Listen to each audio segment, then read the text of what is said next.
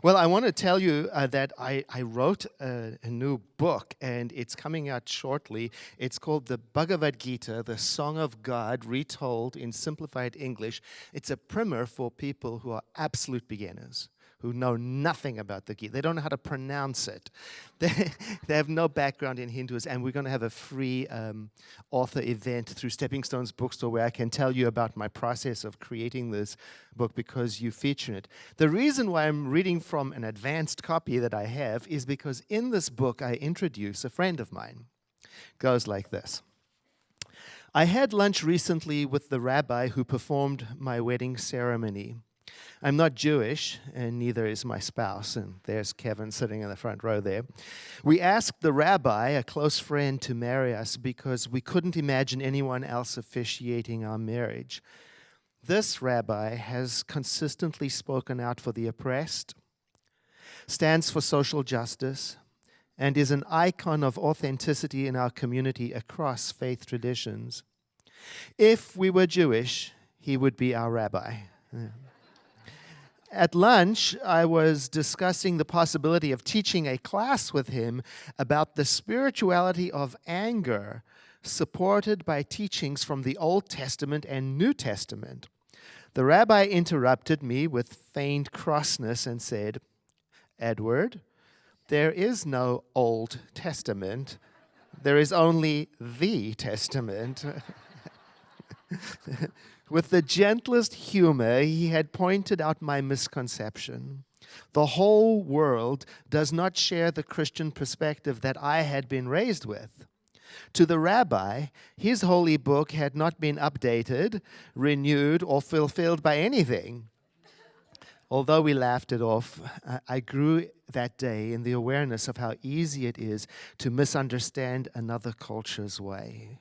So when the rabbi called me up and said, "Edward, I see that you and your community are talking about protecting the vulnerable, and that is a Jewish biblical teaching. I'd like to speak."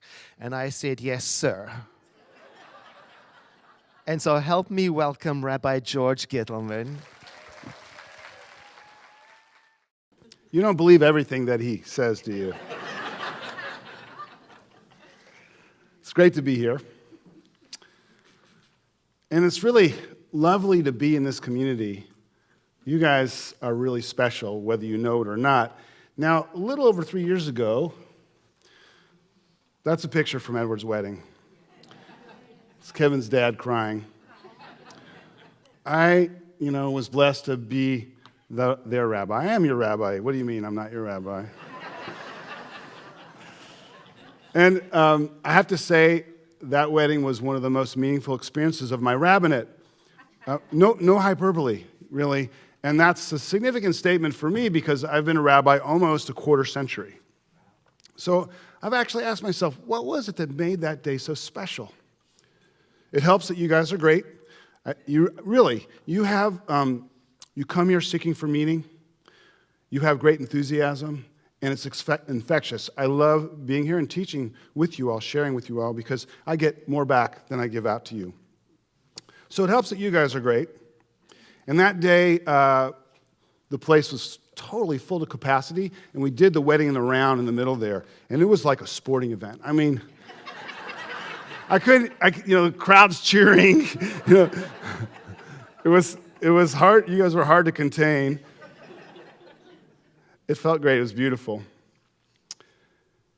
And it also helps that Edward and I have been friends and colleagues for many years. Really, Edward is not just my friend, but my teacher, my mentor, and my confidant. And I'll call him in the middle of the night upset. And we talk about a range of subjects which I cannot share with you. And I'm also touched that Edward calls me rabbi as well. So those factors of connection and compatibility would have been enough to make for a wonderful day. But having been blessed with many such occasions over the years, I've pondered still what the secret sauce was that made it uber special. First, there is the personal vulnerability of Kevin and Edward. They are gay men, and Edward is a religious leader. And even in liberal Sonoma County, those two things alone would be enough for them not to have a public ceremony. Not to mention the fact that Edward is fundamentally a shy person. He really is. Hard to believe, but it's true. They could have declared their love and commitment to each other in a private ceremony, or even skipped the wedding altogether. Yet they decided to hang it all out here and have a public celebration. Their personal vulnerability was powerful, and it cracked our hearts open, connecting us to them and to each other. So I think their personal vulnerability was one of the keys to making a special day, but there's more. Over and above all that, the fact that they are a same-sex couple and are part of a vulnerable class of people, I think that was the thing that really made it special.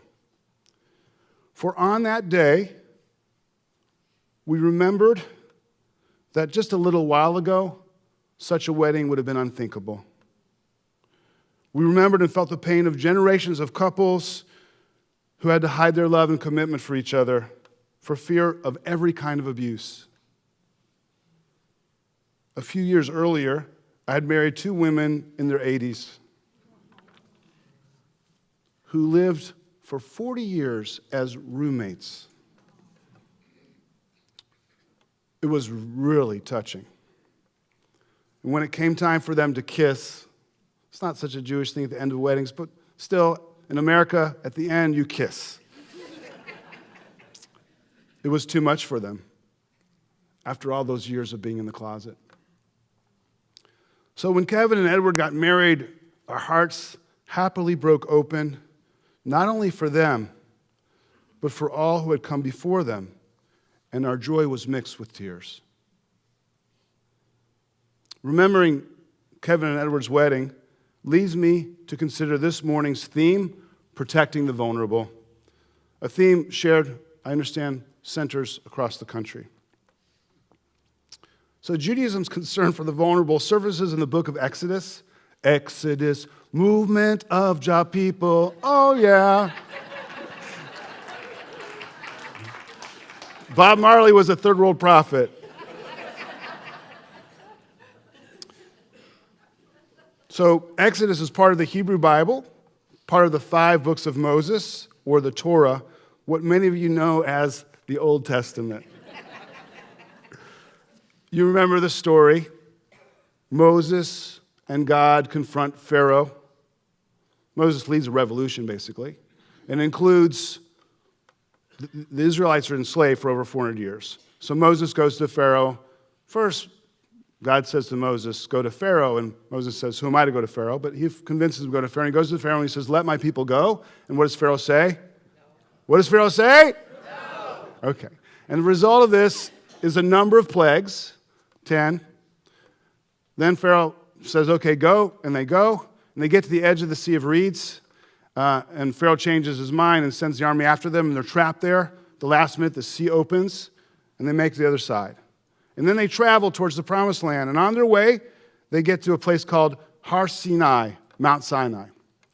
And there they receive a revelation from God known as the Aseret Dibrot, the 10 Commandments. And right after those 10 comes more legislation.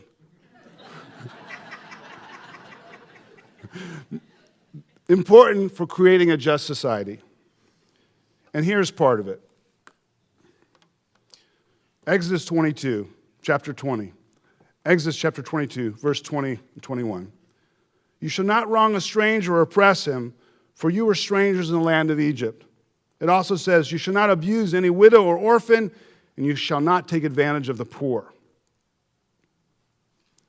The vulnerable, according to this and many other passages in the Bible, are these categories: the stranger, the orphan, the widow, and the poor. And they're categories. They're concepts you understand that apply not just to someone who's called that person. I'll explain. Because with a little interpretation, to see that the folks who were vulnerable in ancient Israel are still vulnerable today. Because as much as things change, they stay the same. So some interpretations needed, but not much. For example, if you're poor, you're vulnerable. Always have been. Always will be. Do you realize that 1 in 3 households in Sonoma County live with food insecurity, miss a meal every day, go hungry every day. 1 in 3. So in this room right now, I'm sure there are people that miss a meal every day. 1 in 3. Orphans and widows are also still a vulnerable group, but in ancient Israel, they were especially prone to mistreatment because of the nature of tribal, patriarchal societies. You see, without the protection of the male hierarchy, you could easily be taken advantage of without recourse. Your man, the patriarch, would not be there to protect you. I'd like to say that's over. We're struggling right now with the patriarchy as women and their allies protest sexual harassment and fight to maintain their rights over their own bodies. What is happening to our country? I'm from the South, and I'm ashamed of what's happening in the South.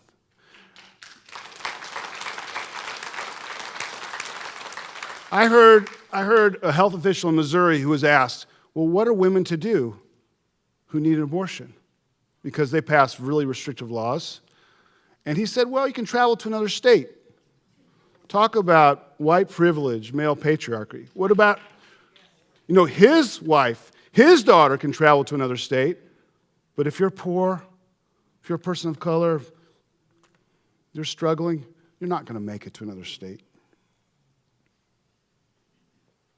But of all the ancient vulnerable classes, the one Scripture is most concerned about is the stranger, the unfamiliar, deemed the dangerous other.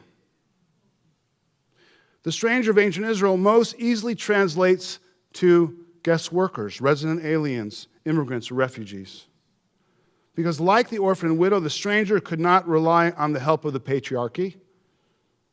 They could also not seek shelter with a tribe or kin, a family, come from somewhere else. Worse yet, much of the rule of law did not apply to them, making them especially subject to mistreatment and abuse. So, just to make this real, if you come to this country from another country and you're undocumented, you don't enjoy the protections of someone who's a citizen. You can be abused at your workplace, and if you go to complain, your employer can say, I'll just have you deported. Okay? You don't have the same rights and privileges. Maybe you're saying you shouldn't, but you're vulnerable because of that. You're vulnerable because of that. Concern for the stranger was so great in ancient Israel that it's mentioned no less than 36 times. I'll just give you a few examples. You should not oppress a stranger, for you know the soul of the stranger, for you were strangers in the land of Egypt. Exodus 23:9. The stranger who resides with you shall beat you as one of your citizens.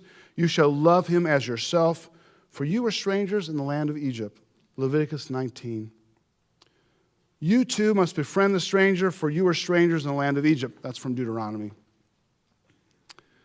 So Jewish tradition teaches me, I would say us, you're Jewish today.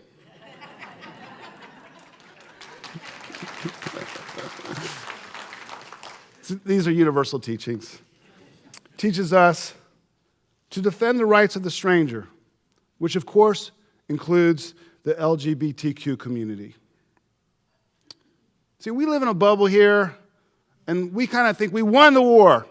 It's all good now. We might need to rethink that. Being gay often means being robbed of the basic protective structures of society, including your own home, just like the stranger in ancient Israel, either because the laws don't exist or they're not enforced. So this is Gay Pride Month, and this is Gay Pride Weekend, and I think in Sonoma County we think of it as a celebration of diversity. It started after the riots in 1969 as protest, okay? And I'd like to say we don't need to protest, but we do. We do for all kinds of reasons. Marriage equality wasn't just about having the right to have a religious ceremony. It's about the rights and privileges the law gives you if you're married. If you're a trans person today, do you feel safe? the current administration wants to roll back federal protections the Obama administration put in. We have to continue to work for all the vulnerable groups, including the queer community. We can't sit in this bubble and think, okay, we're done, because we're not. And the plight of the stranger, this concept, just as it applies to gay folk, to people on the move, also applies to a number of other groups as well, like the mentally ill. You know, if you're poor and you struggle with extreme mental illness, you're likely to end up not with a therapist, not in a therapeutic setting, but in jail. Our jails and prisons are full of mentally ill people, and really the only reason they're there is they didn't get the treatment that they needed. If you're homeless, you're clearly a vulnerable group like the stranger. And then, of course, people of color. I mean, Sonoma County is very white, and we're very much removed from the struggle of especially African Americans. But African Americans are so vulnerable in our society. I just read a book called Just Mercy by Brian Stevenson. And he shows so clearly that you can go from slavery to Jim Crow to mass incarceration. And then he works in the South to try to free people who are wrongly accused and thrown on death row and various other places, including over 2,000 children, not on death row, but are at 13 sent to jail for the rest of their life. So all these groups are important. And it's also true that the Jewish community is especially sensitive to the plight of people on the move, immigrants and refugees. Having spent most of the last 2,000 years a persecuted stateless minority. I know it's hard to see Jewish people in this country as a vulnerable minority. We actually are. We actually are. America's been great for us. It's never been better. But this is an anomaly, a new thing for us. My grandparents, for example, fled a Europe aflame with unbridled nationalism and anti-Semitism. There was nothing new about this. Poverty, insecurity, and persecution were the almost daily story of the Jews of Europe for centuries, with few exceptions. Still, the upheaval of the early 20th century was exceptionally brutal. My maternal grandfather's family was in the lumber business in Austria, and after their mill was torched, they decided to head for America. They couldn't all come at once, so my grandfather was the oldest of 7 at 12 and a half. And so he made his way to Ellis Island, he made a living, and he brought everyone over. And his story is so common. Hundreds of thousands and later millions of Jews fled Europe, joining the mixed multitude of non-Jewish European immigrants, Russians, Poles, Italians, Germans, the Irish, and others. Many of your grandparents, right, came over at that time, all making their way to America. The numbers are staggering. Between 1880 and 1920, over 3 million Jews came to this country. And of course, they were the lucky ones, because everyone that stayed behind was murdered by the Nazis a few years later. In America, all these people merged with millions of others, the strangers of all kinds, with equally compelling stories. They brought with them little, but the yearning to be free, the yearning for safety, for prosperity, for peace. They had few bags, but they were weighed down with tsuris, with the burden, with the pain of what they fled. I imagine them on the boat into Ellis Island, packed, everyone up on the deck. The first sight of land, the rising flame of the Statue of Liberty. Keep ancient lands, your storied pomp. Wrote the Jewish poet Emma Lazarus in the poem inscribed on the base of the Statue of Liberty. Give me your tired, your poor, your huddled masses yearning to be free, the wretched refuse of your teeming shore. Send these, the homeless, the tempest-tossed, to me. I lift my hand beside the golden door. Yeah, it was us. And it's them, all these refugees coming from Latin America. Most of them are refugees.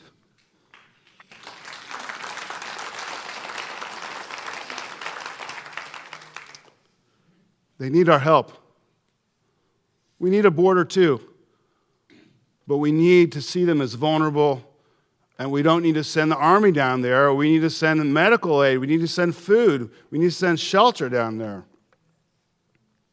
Clearly, immigrants of various kinds are the moral equivalent of the stranger. Equally clear is the moral mandate to come to their aid. You shall not wrong a stranger or oppress him, for you were strangers in the land of Egypt. It's actually overwhelming to think about all the vulnerable people in society in need of our concern, our help, our care. I've used only a few to illustrate the many, with the hope that you will apply the idea in your own life and where your heart takes you. So now that we have a working definition of the vulnerable, I want to turn to the question, how are we to respond as people of faith, as a spiritual community? How can we respond in a way that is consistent with our beliefs and our desire to be people that are awake and alive, mindful? I know that many spiritual centers are anxious not to mix spiritual practice with social justice work, and I understand why. It can be polarizing and divisive, and I, for sure, in my own community, maybe even yours, have sometimes been that, and I'm sorry. I get it, but I ask you, what is the value of spiritual practice that does not lead to a kinder, more just, and compassionate world?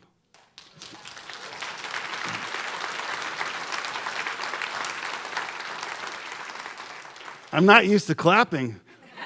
Let's try this. May I have an amen? Amen. Always wanted to do that.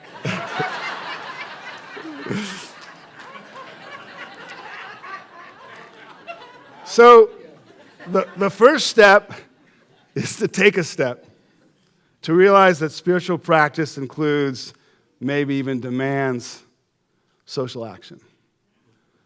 This is certainly the view of the Hebrew prophets who disdained religion devoid of morality. So I'm about to read from Isaiah, and we read this in the synagogue on the holiest day of the year called Yom Kippur when we fast.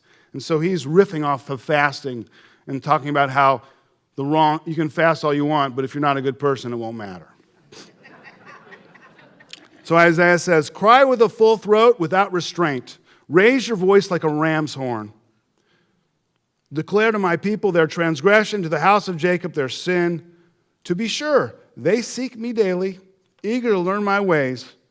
Like a nation that does what is right, that has not abandoned the laws of its God, they ask me for the right way. They are eager for the nearness of God. Why, they ask, when we fasted, did you not see? When we starved our bodies, did you not pay heed? Because on your fast day, you see to your business and oppress all your brothers and laborers. Because you fast in strife and contention, and you strike with a wicked fist. Your fasting today is not such as to make your voice heard on high. This is not the fast I want. What I want is to unlock fetters of wickedness and untie the cords of the yoke, to let the oppressed go free, to break off every yoke. It is to share your bread with the hungry and to take the wretched poor into your home. When you see the naked, to clothe him and not to ignore your own kin. Then shall your light burst through like the dawn and your healing spring up quickly. Your vindicator shall march before you. The presence of God shall be your rear guard. Then when you call, Adonai will answer. When you cry, saying, Hineni, here I am. The question is not whether to act, but how to act. It is not what I should do, but from where will I draw my strength? From where will my intention, my spirit be directed? The great Dr. Martin Luther King Jr. argued, darkness cannot drive out darkness, only light can do that. Hate cannot drive out hate, only love can do that. He knew his stuff. Because I'll tell you what, I'm angry! Right? I'm angry. I get up every morning. Laura, my spouse, precedes me. I get into the kitchen. She's read the papers are there, the New York Times and the Press Democrat. We don't do TV, except for Warriors games. And so I get the paper, and, I read a couple lines, and my gut starts to tighten. And I start to say something to Laura, and she's like, just don't say it. So anger is a great motivator, but also toxic. The angry voice lies. I think of our current president and how much stomach lining I've lost, troubled over his actions and his words.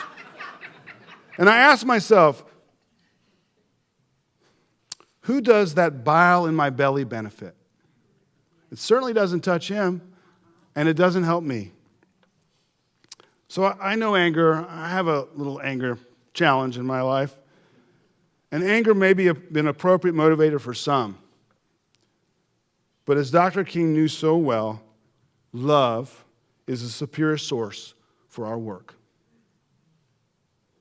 I'm convinced, preached Dr. King, that love is the most durable power in the world. It is not an expression of impractical idealism, but of practical realism. Far from being the pious injunction of a utopian dreamer, love is an absolute necessity for the survival of our civilization. To return hate for hate does nothing but intensify the existence of evil in the universe. Someone must have sense enough and religion enough to cut off the chain of hate and evil, and this can only be done through love. He was a great preacher.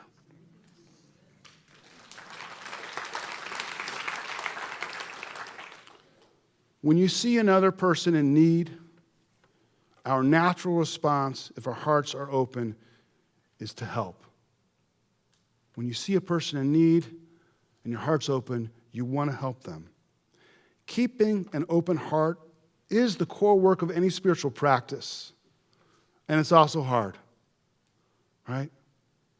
We have compassion fatigue. We're frightened. We're hurting ourselves. We want to go like this. But God wants us to. We need to go like this. So let's do this for a second. Go like this. And feel what it feels like to be like this. And then go like this. Notice the difference. Keeping an open heart is the core work of any spiritual practice. This is where the work of the center can be so helpful. It also brings us back to Kevin and Edward's wedding and the power of being personally vulnerable. Personal vulnerability is the key to most all of what we want in life, to connection, to meaning, to love, to social justice. Vulnerability is about courage, authenticity, and faith. Being vulnerable is being real, showing up, and not letting your fear rule over you. When we're vulnerable, right, we're like this. Our hearts are open, and the pain of the other motivates us through love, out of love, for the sake of love, to act.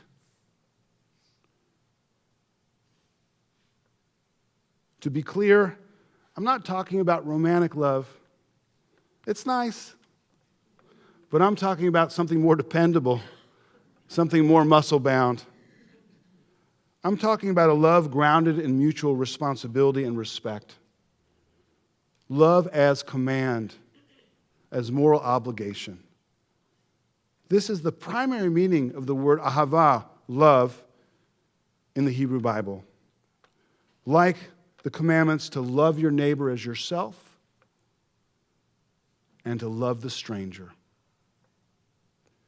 According to Jewish tradition, loving your neighbor or the stranger means minimally caring for their basic needs like food, clothing, and shelter, and more broadly, their dignity. We've come a long way from Kevin and Edward's wedding to a biblically based understanding of the vulnerable, and then a spiritually grounded form of social advocacy. And there's just one more teaching I want to share with you, partly because I can't help myself, and partly because I think his work, His teaching sums up the reason why we're put on this planet to be the hands and feet of God.